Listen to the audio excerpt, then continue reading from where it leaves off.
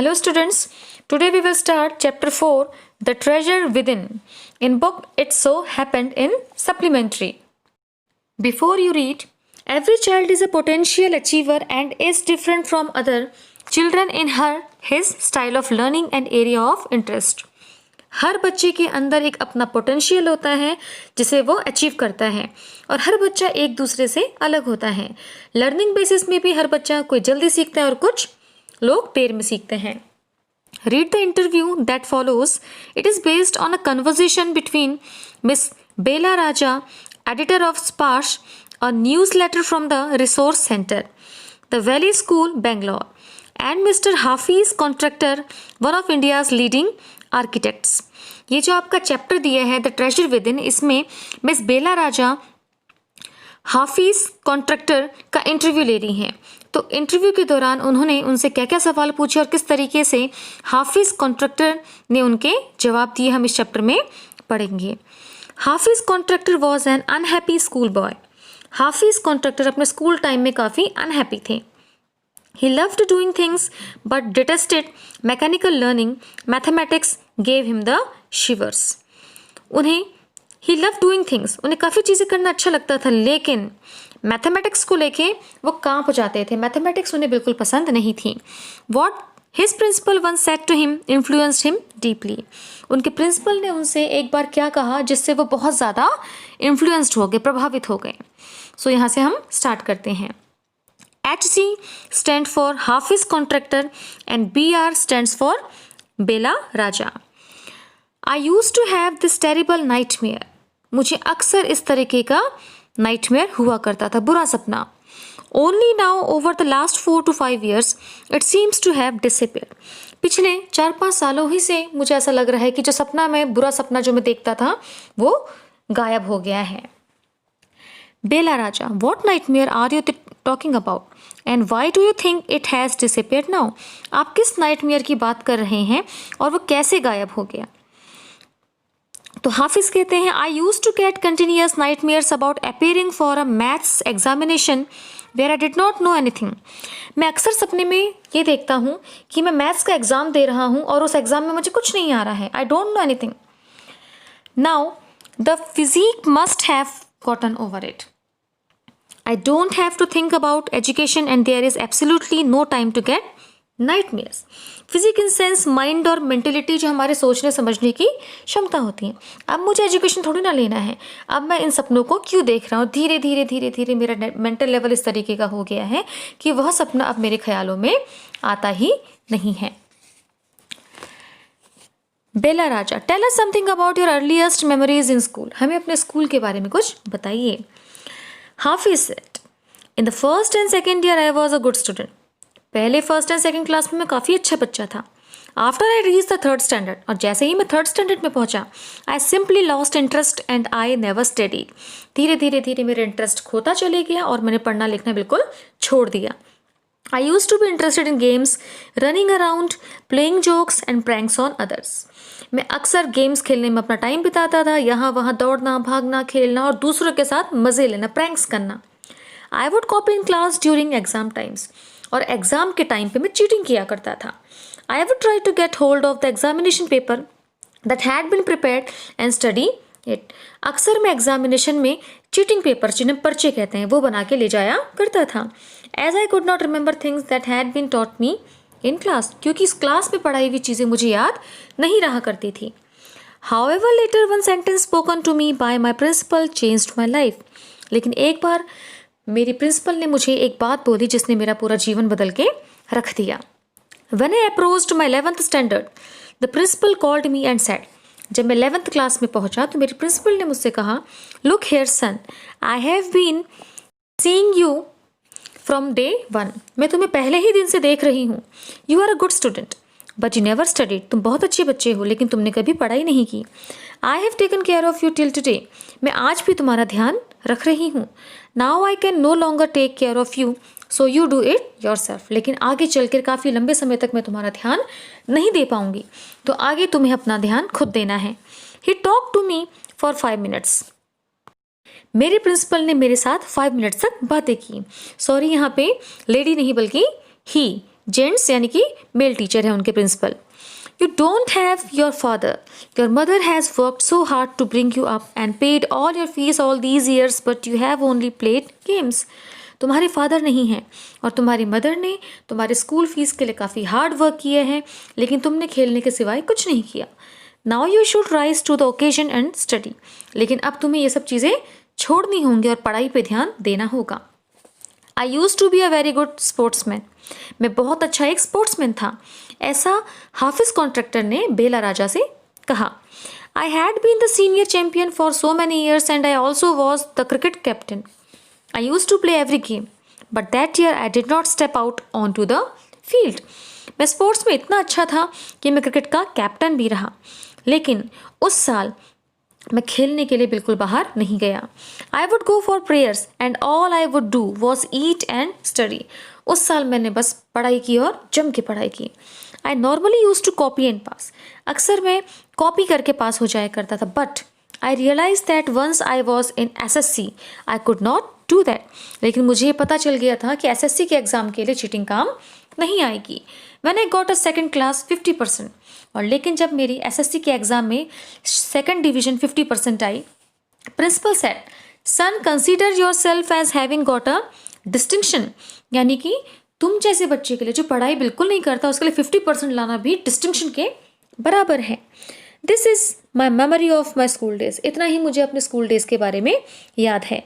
I did lots of other things. मैंने ऐसी बहुत सारी और भी चीज़ें की हैं। See, as far as my things are concerned, I can't remember. I forget things very easily. लेकिन मैं चीज़ों को बहुत जल्दी भूल जाया करता हूँ। To remember, I have to see things as a photograph. अगर मुझे कोई चीज़ याद करनी है तो मैं फोटोग्राफ को देख के याद कर लेता हूँ। I read a book and I can remember the matter as a photograph, but not through my mind. That is how it works. मैं किसी भी चैप्टर को, किसी भी कहानी को पढ़ता हूँ तो मैं अक्सर उस कहानी को भूल जाता हूँ, लेकिन फोटोग्राफ्स को देखते ही मुझे वो चीज़ दोबारा याद हो जाती है। बेला राजा, when you were in school and you were doing badly, did the teachers pull you up and how did you feel? जब आप स्कूल टाइम में काफ़ी बुरा कर रहे थे और आपके टीचरों ने आपको ऊपर आगे बढ़ाने की कोशिश की तो आपको कैसा लगा? हाफिज Contractor, I never felt anything on being pulled up. मुझे कभी कुछ ऐसा नहीं लगा। I used to be so interested in playing, क्योंकि मेरा ध्यान सिर्फ खेलने में था। I would receive a caning every week. मुझे हर हफ्ते, कैनिंग मीन्स होता है पनिशमेंट, मुझे पनिशमेंट मिला करती थी। बेला राजा, when you knew that you had incurred the wrath of your teacher by not doing your homework or by behaving badly, when you knew you would get a caning, what was the state of your mind? जब भी school में आपको ऐसा लगता था कि आपकी गलतियों की वजह से टीचर को गुस्सा आ रहा है और आपको पनिशमेंट मिलने वाली है, तो आपके दिमाग में क्या चलता था? ऐसा बेला राजा ने हाफिज कॉन्ट्रैक्टर से पूछा। State of mind, just lift up the hand and they would can you. मैं कुछ नहीं करता था, मैं बस अपना हाथ आगे कर दिया करता था और वो लोग मुझे पनिशमेंट देते थे। It would hurt badly and then I would have to forget about it. हाँ, उस समय मुझे बुरा लगता था, लेकिन उसके बाद मैं सब कुछ भूल जाया करता था। Because I would want to go and play, क्योंकि मुझे बस खेलना पसंद था। Bela Raja, you never felt insecure और थ्रेटन। क्या कभी आपको इनसिक्योर या फिर डर नहीं लगा? हाफिज Contractor, I was just interested in playing and nothing else. I was most interested in funny pranks. One day I did not want to study, so I created a distraction. For 1 whole hour we played चोर police. तो हाफिज contractor कहते हैं कि इनका ध्यान सबसे ज़्यादा games में था, दूसरों के साथ मजाक करने में था, और एक दिन जब इनका पढ़ाई करने का मन नहीं हुआ तो इन्होंने 1 घंटे तक अपने दोस्तों के साथ चोर पुलिस खेला। Every Saturday we were allowed to go into town to see a movie. Her Saturday को हमें परमिशन मिलती थी कि हम टाउन जाते थे मूवी देखने के लिए। So what I would do, तो मैं क्या किया करता था, was have no lunch and collect money from 40-50 students. तो मैं क्या किया करता था कि कुछ भी लंच नहीं करता था और 40 to 50 स्टूडेंट्स का टिकट लेने के लिए ले जाया करता था। And run and buy the tickets. On my way back I would eat to my heart's content. और जब हम वहाँ से वापस आया करते थे तो मैं जम के हार्ट्स कॉन्टेंट, दिल भर के अपनी मनपसंद चीज़ें वहाँ खाता था। I used to be the leader of a gang. We would have gang fights and plan strategies. मैं अक्सर अपने ग्रुप के बॉयज़ का लीडर हुआ करता था। These things used to interest me more than any academic. और ये सारी चीज़ें मुझे ज़्यादा इंटरेस्टेड लगती थी बाकायदा पढ़ाई के, यानी पढ़ाई में मुझे बिल्कुल इंटरेस्ट नहीं था। Students used to book my textbook for the following year. आने वाले साल के लिए बच्चे अक्सर मेरी किताबें लिया करते थे, बिकॉज क्योंकि देवर ऑलमोस्ट ब्रांड न्यू, क्योंकि मेरी किताबें हमेशा ब्रांड न्यू बिल्कुल नई रहती थी, क्योंकि मैं उनका इस्तेमाल ही नहीं करता था। I probably open them one day before exam, और मैं अपनी बुक्स तभी खोला करता था ठीक एग्जाम से एक दिन पहले। Now here are the comprehension question in page number 28 and you have to do these question answers in your fair notebook. Now let's start the second part. He stumbled on architecture because he knew little French and less German. अरे अभी तक हमने देखा first part में कि हाफिज contractor को पढ़ाई में बिल्कुल भी इंटरेस्ट नहीं था, लेकिन यहाँ सेकंड पार्ट में ये देखने को मिल रहा है कि उन्हें फ्रेंच और जर्मन की थोड़ी बहुत नॉलेज थी और वो एक आर्किटेक्चर बन गए। He was offbeat even in the pranks that he played on others. Offbeat यानी किसी रास्ते से अलग हो जाना, जो प्रैंक्स उनको दूसरों के साथ करने में अच्छा लगता था, अब वो सारी चीज़ें वो धीरे धीरे उन चीज़ों से दूर हो रहे थे। When he found his calling, there was no looking back. जब उन्हें लगता था कि कोई उन्हें बुला रहा है, यानी जब हम आगे बढ़ते जाते कहीं राह पे, तो उसके बाद जब वो एक बार अपनी राह में आगे बढ़ गए, उन्होंने कभी पीछे मुड़ के नहीं देखा। तो ऐसा क्या हुआ उनके साथ, आगे देखते हैं। Bela Raja, how did you get into the field of architecture? आप आर्किटेक्चर की फील्ड में कैसे आ गए? Hafeez Contractor, in the college for architecture nobody who had got below 80 to 85% was allowed to enter. I had only 50%। तभी हाफिज कॉन्ट्रैक्टर कहते हैं कि मुझ जैसे को कैसे किसी आर्किटेक्चर कॉलेज में एडमिशन मिलेगा, क्योंकि वहाँ के लिए तो 80 to 85% मार्क्स चाहिए होते हैं। I wanted to join the army. I got my admission letter but my aunt tore it up. मैं आर्मी में जाना चाहता था, मेरा एडमिशन लेटर भी आ गया, लेकिन मेरी आंटी ने उस लेटर को फाड़ दिया। Then I decided that I wanted to join the police force. उसके बाद मैंने डिसाइड किया कि पुलिस फोर्स को ज्वाइन करूँगा। My mother said don't join the police force, just do your graduation. लेकिन मेरी माँ ने मुझे मना कर दिया और कहा कि तुम अपनी पढ़ाई पूरी करो। सो I went to Jai Hind college in Bombay. तो उसके बाद मैंने अपना एडमिशन जय हिंद कॉलेज बॉम्बे में ले लिया। There I was to either take French और जर्मन। अब मेरे पास वहाँ दो ऑप्शन थे, या तो मुझे फ्रेंच लैंग्वेज लेनी थी या तो German. Do I had studied French for 7 years। उसके बाद जय हिंद कॉलेज बॉम्बे में मैंने 7 years तक फ्रेंच लैंग्वेज सीखी। आई did not know even 7 words of French. और इन 7 सालों में, इन 7 years में मैंने 7 words फ्रेंच के नहीं सीख पाया। सो आई टुक जर्मन। तो मैंने सोचा फ्रेंच छोड़ के मैं जर्मन लैंग्वेज सीख लेता हूँ। देन माई जर्मन टीचर डाइड। लेकिन मेरे जर्मन में एडमिशन लेते ही हमारी जर्मन टीचर की डेथ हो गई। तो college told me that I could change the college और टेक फ्रेंच। तो या तो मुझे कॉलेज चेंज करना पड़ेगा या तो मुझे दोबारा से फ्रेंच लेनी पड़ेगी, क्योंकि जर्मन टीचर की डेथ होने के बाद वहाँ कोई दूसरी फैकल्टी नहीं थी पढ़ाने के लिए। ना who would give me admission in another college. अब मुझे कहाँ से दूसरे कॉलेज में एडमिशन मिलता जहाँ मैं पहले ही यहाँ 7 साल बिता चुका था। I had got admission to Jai Hind bye influence. और अपनी अप्रोच के बल पे, थोड़े जान पहचान के उसमें, मैंने जय हिंद कॉलेज में दोबारा एडमिशन ले लिया। So I thought okay I will take French. तो मैंने फ्रेंच लैंग्वेज ले ली and I started learning French again. I learned it from my cousin, she was an architect's wife. मैंने अपनी कज़न से फ्रेंच लैंग्वेज सीखी, जो कि एक आर्किटेक्ट्स वाइफ, यानी कि उसके हस्बैंड कौन थे, एक आर्किटेक्ट थे। I was going to an architect's office to learn French. तब मैं उसके बाद आर्किटेक्ट ऑफिस में जाता था जहाँ उसके हस्बैंड काम किया करते थे मेरी कज़न के, और वहाँ मैंने फ्रेंच सीखी। Bela Raja, was it then that you decided you wanted to do architecture? अच्छा, तो यानी आर्किटेक्ट के ऑफिस में जाके तब आपने डिसाइड किया कि आप एक आर्किटेक्ट बनेंगे।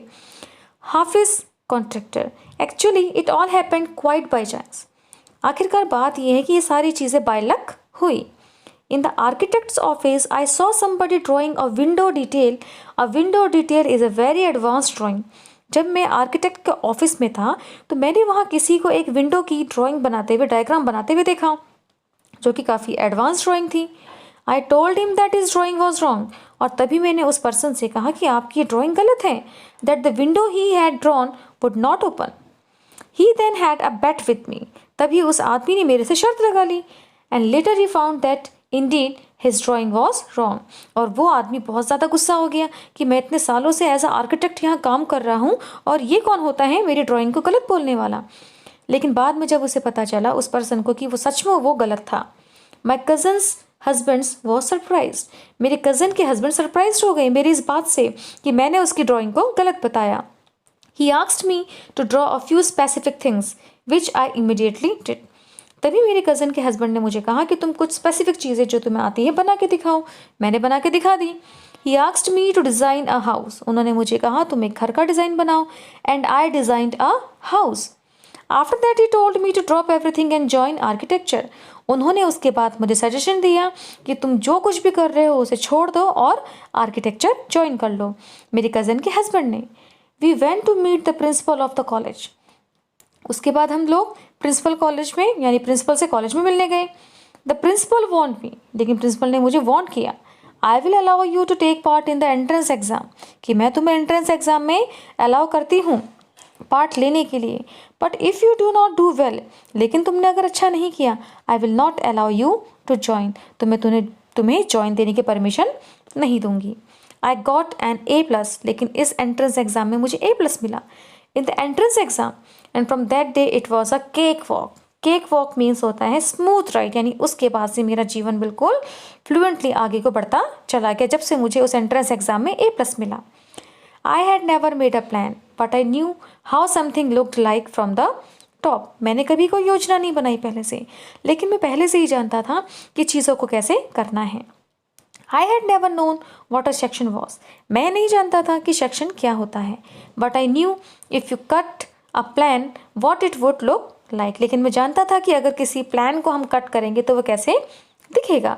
आई stood first class first throughout after that. उसके बाद मैं हर फील्ड में फर्स्ट आते गया. I believe that all this understanding came from what I used to play and do during school. मुझे ऐसा लगता है कि जो मेरा ये अंडरस्टैंडिंग लेवल था आर्किटेक्चर की फील्ड में, ये मेरे अंदर कब आया जब मैं स्कूल में खेला करता था. I had a friend call Behram Divecha. मेरे एक फ्रेंड था स्कूल में Behram Divecha. We used to have competition between us.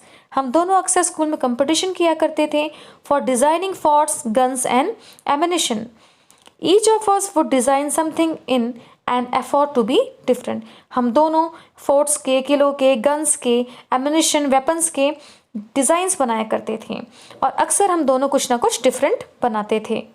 In school when I was in the second or third standard one of my teachers Mrs Gupta saw my sketches and told me. जब मैं third standard में था अपने school में तो हमारे एक teacher थे मिसेस गुप्ता.